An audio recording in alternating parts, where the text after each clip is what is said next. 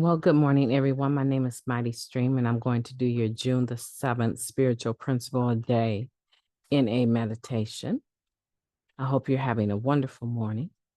Let's go ahead and get into that meditation. The title of the meditation is Maintaining an Open Mind.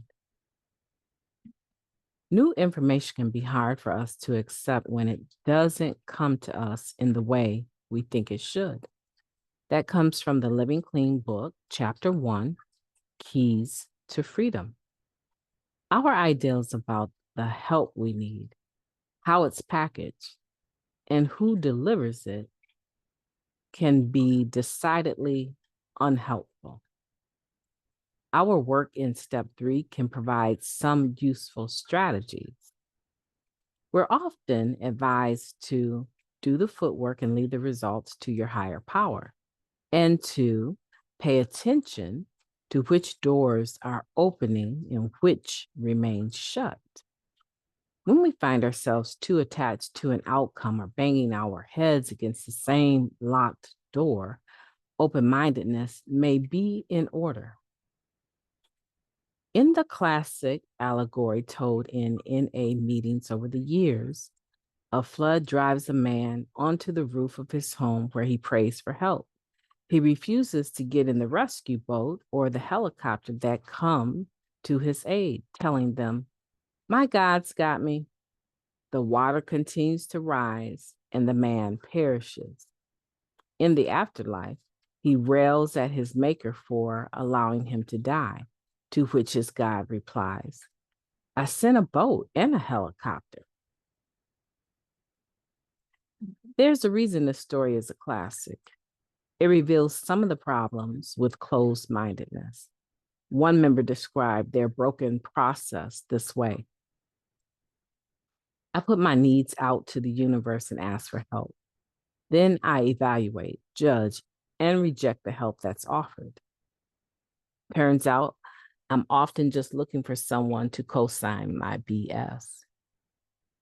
Open-mindedness will come in handy here too.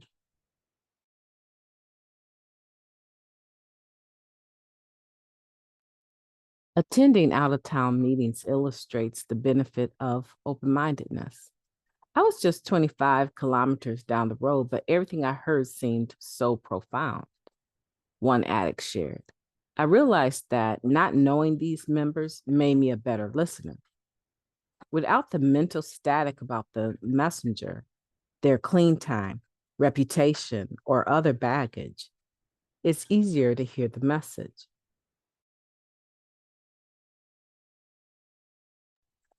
Listening in the same way takes a little more effort close to home. Applying the principle of anonymity helps us set aside information that interferes with how we hear others. Instead of listening to validate our own perspectives, we can practice humility and open our minds to consider others' experience, strength, and hope. I will entertain the possibility that I don't always know what's best, making space to consider the ideals of others, no matter whose they are. Let's take a moment of silence, followed by the we version of the Serenity Prayer. Moment of silence now, please.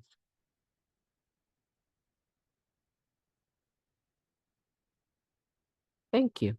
God, grant us the serenity to accept the things that we cannot change, the courage to change the things that we can, and the wisdom to know the difference. Just for today, please and thank you.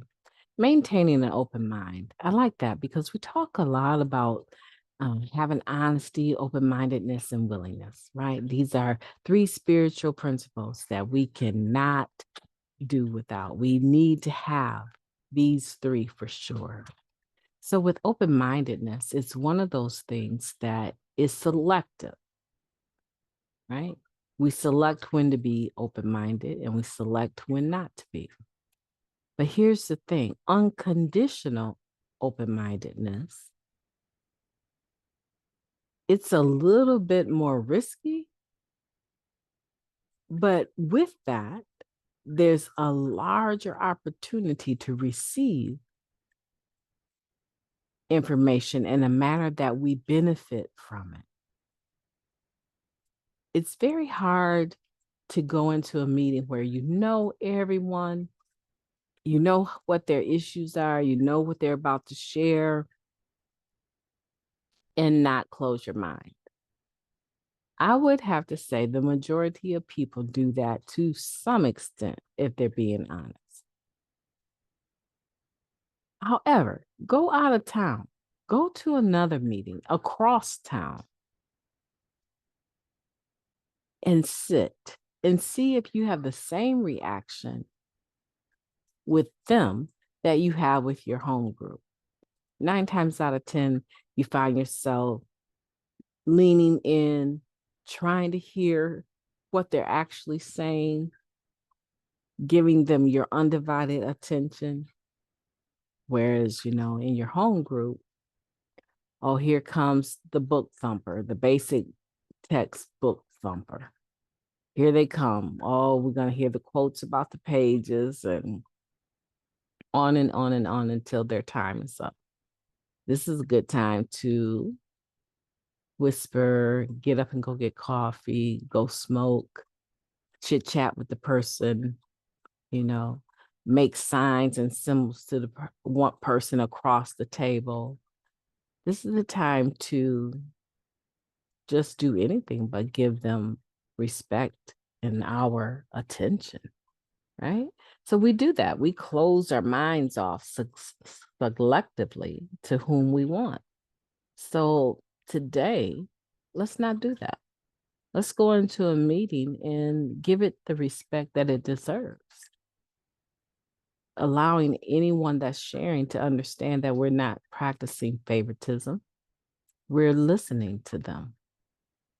Even if we don't agree with whatever they're saying, it's still okay to be respectful and listen. It's with this open mind that our help can come from any direction at any point in time.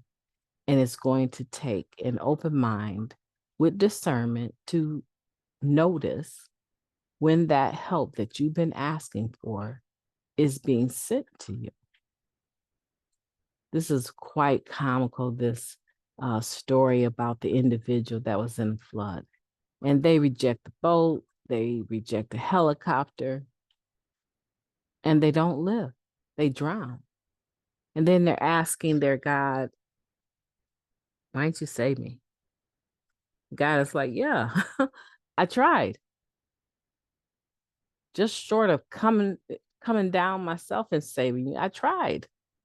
I sent you a boat, I sent you a helicopter, and you just kept blowing me away, blowing them off, right? So sometimes the reality is that God works through other people.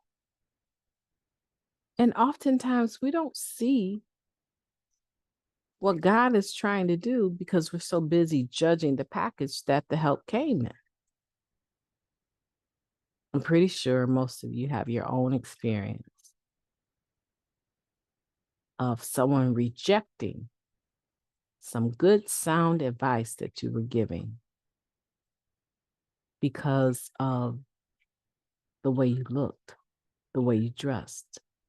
And I'm pretty sure all of us have done the same thing. So let's commit today to not doing that, to maintain an open mind and be receptive.